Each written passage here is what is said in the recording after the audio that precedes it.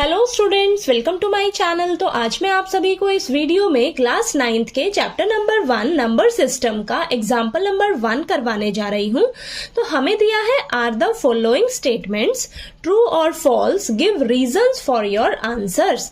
तो देखिए बेटा, आपको ना एग्जाम्पल नंबर 1 में 3 स्टेटमेंट्स दे रखी हैं। ठीक है, हमें बताना है कि क्या ये स्टेटमेंट्स ट्रू है या फॉल्स है। अगर ट्रू है तो क्यों ट्रू है, फॉल्स है तो क्यों फॉल्स है, हमें अपने आंसर का रीजन देना है। ठीक है, तो चलिए करते हैं। देखिए, फर्स्ट स्टेटमेंट में हमें दिया है every whole number is a natural number. पूछा है कि क्या सभी होल नंबर्स आपके नेचुरल नंबर्स होते हैं। तो आपको सबसे पहले पता होना चाहिए कि होल नंबर्स और नेचुरल नंबर्स हमारे कौन से होते हैं। ठीक है, तो देखिए, मैंने आपको बताया है कि जो होल नंबर्स होते हैं वो कहां से शुरू होते हैं, 0, 1, 2, 3, 4, 5, 6, 7, 8, 9 इन्फिनिटी तक जाएगा। ठीक है, समझाया ना आपको। अब और जो नेचुरल नंबर्स होते हैं वो हमारे 1, 2, 3, 4, 5, 6, 7 इन्फिनिटी तक जाएगा। ठीक है, तो जो होल नंबर्स होते हैं वो 0 से स्टार्ट होते हैं और जो नेचुरल नंबर्स होते हैं वो 1 से शुरू होते हैं। ठीक है, अब यहाँ पे हमसे पूछा है कि क्या सभी होल नंबर्स नेचुरल नंबर्स हैं। नहीं है। क्यों? क्योंकि देखिए, होल नंबर आपके 0 से शुरू होते हैं और नेचुरल नंबर 1 से शुरू होते हैं। तो नेचुरल नंबर में 0 नहीं है, 0 नहीं है। ठीक है, 0 हमारा होल नंबर है, नेचुरल नंबर नहीं है हमारा 0। ठीक है, तो ये स्टेटमेंट आपकी फॉल्स है। ठीक है, तो यहां पर लिखेंगे फॉल्स। ठीक है, क्यों फॉल्स है? क्योंकि देखिए, because 0 is a whole number.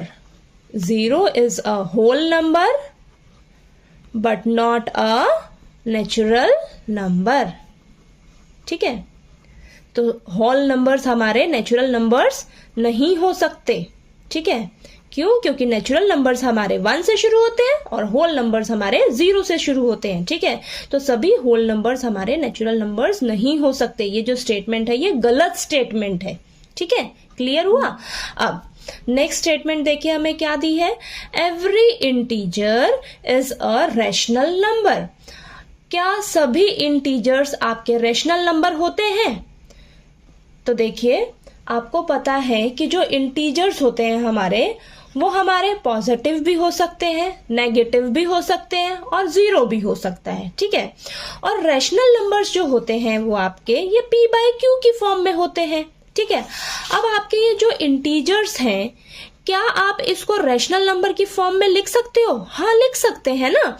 इन सभी के नीचे अगर आप 1 लिख लो, देखिए 2/1, 3/1 p/q की फॉर्म में आ गया ना। देखिए, -3 के नीचे 1 लिख लीजिए, -3/1, तो ये तो -3 देगा ना आपको। तो p/q की फॉर्म में लिख सकते हो। आपके सभी इंटीजर्स जो हैं वो रैशनल नंबर्स हो सकते हैं। ठीक है, इन सभी के नीचे अगर आप 1 लिख लो तो ये आपके रैशनल नंबर्स बन जाएंगे, सभी इंटीजर्स। ठीक है, तो सभी इंटीजर्स आपके रैशनल नंबर हो सकते हैं। ठीक है, आपके सभी इंटीजर्स जो हैं वो रैशनल नंबर्स हैं। तो ये स्टेटमेंट आपकी ट्रू है बेटा। ठीक है, ये ट्रू स्टेटमेंट है। तो हम रीजन लिखेंगे ट्रू बिकॉज एवरी इंटीजर चाहे पॉजिटिव हो चाहे नेगेटिव हो, मान लीजिए आपका इंटीजर है m, ठीक है, can be expressed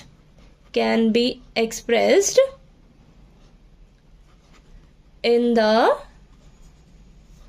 form m/1। ठीक है, कुछ भी इंटीजर हो जाए आपके पास, ठीक है, 1, 2, 3 या नेगेटिव ही ले लो आप। ठीक है, तो उसके नीचे अगर आप 1 लिखोगे तो ये p/q की फॉर्म में आ गया, p/q की फॉर्म में आ गया, यानी कि आपका ये रैशनल नंबर हो गया।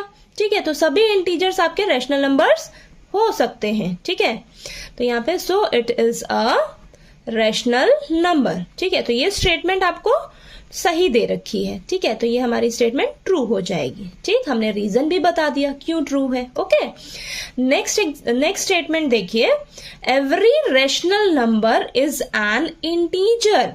यहां पे कह रहा है आपको, क्या सभी रैशनल नंबर आपके इंटीजर हो सकते हैं? तो देखिए बेटा, मैंने आपको बताया अभी कि जो रैशनल नंबर्स होते हैं वो हमारे p बाय क्यू की फॉर्म में होते हैं, और ये जो हमारे इंटीजर्स होते हैं, इंटीजर्स आपके इस तरीके से होते हैं। ये आपके देखिए पॉजिटिव इंटीजर्स, नेगेटिव इंटीजर्स और ये जीरो। ठीक है, आपके इंटीजर्स जो होते हैं ना वो फ्रैक्शन की फॉर्म में नहीं होते हैं बेटा। तो आपके सारे रैशनल नंबर्स इंटीजर्स नहीं हो सकते। तो ये आपकी जो स्टेटमेंट दे रखी है ये फॉल्स स्टेटमेंट है, गलत स्टेटमेंट दे रखी है आपको। फॉर एग्जाम्पल देखिए, because 3/5 is not an integer. ठीक है, आपका 3/5 रैशनल नंबर तो है, लेकिन ये आपका इंटीजर नहीं है। क्यों? क्योंकि इंटीजर आपके पॉजिटिव होते हैं, नेगेटिव होते हैं या जीरो होता है। ठीक है, बात क्लियर हुई आपको?